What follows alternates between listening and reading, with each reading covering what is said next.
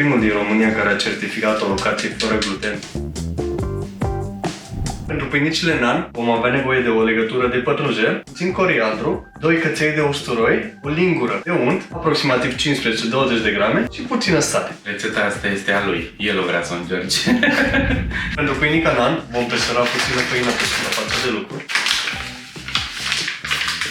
Vom lua o pâinică, o aplatizăm și începem să o întindem cu un făcăleț foarte încet. Boca lui Mihai, după cum vedeți, este foarte, foarte elastică, aș spune. Cred că ajută și guma de goar pe care o găsiți în mixul de grasa.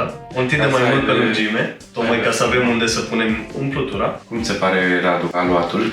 Extraordinar. Foarte puține ingrediente, dar își fac foarte bine treaba unele cu altele. Acum o vom da la o parte și vom continua cu restul biluțelor. Lași pe tine să facem, da? Că n-ai mai făcut până acum, e prima oară.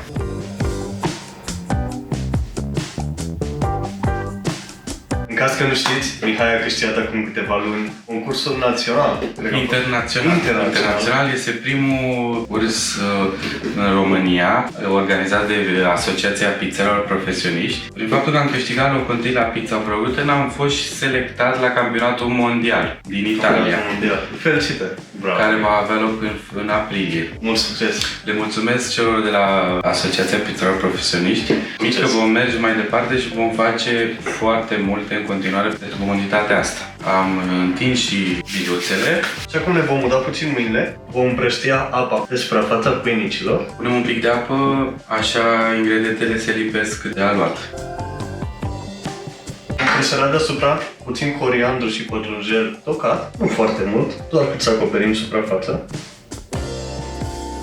Și acum punem și puțin usturoi, care a fost și el tocat. Vom ridica de pe suprafața de lucru și le vom pune pe rând într-o tigaie. Și acum vom porni plita și vom lua o tigaie antiaderentă în care vom adăuga pâinicile nan. Vom adăuga foarte puțin ulei de mătline în tigaie. Acum, Radu, hai să vedem ce va ieși. Asta va fi o surpriză pentru amândoi. Eu zic că ceva bun. Da, asta stai că am murdărit pe șos. Vrei să creadă lumea că le-am cumpărat? Nu-s cumpărat, după cum vedeți, gătim aici. Vom lua prima pâinică și o vom pune în tigaie. O vom lăsa să se prăjească pentru aproximativ 1 minut, apoi o vom și întoarce pe cealaltă parte. Vom prăji pâinica inițial pentru aproximativ 1 minut la temperatură mare. Acum o vom și întoarce, o vom mai ține pe cealaltă parte pentru aproximativ 2 minute. După ce am întors-o, dăm focul mai mic pentru a nu arde pătrunjelul și usturoi. Iar acum îi vom pune un pic de unt deasupra să-i dăm mai mult gust. Puteți de asemenea, dacă doriți, să combinați untul cu puțin usturoi. Chiar și culoarea a prins. Arată senzațional. Momentul mult așteptat în care vom și gusta pâinea nan. Cum miroase? Foarte bine. Îți dau cuțitul. E o mare bucurie pentru un celiac când ajunge să guste orice fel de pâinică.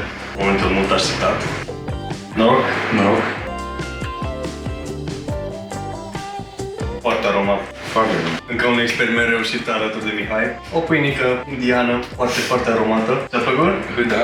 Vă mulțumim că ne-ați urmărit. Noi ne vom revedea săptămâna viitoare cu un corce de delceas fără gluten. Pe data viitoare! La revedere.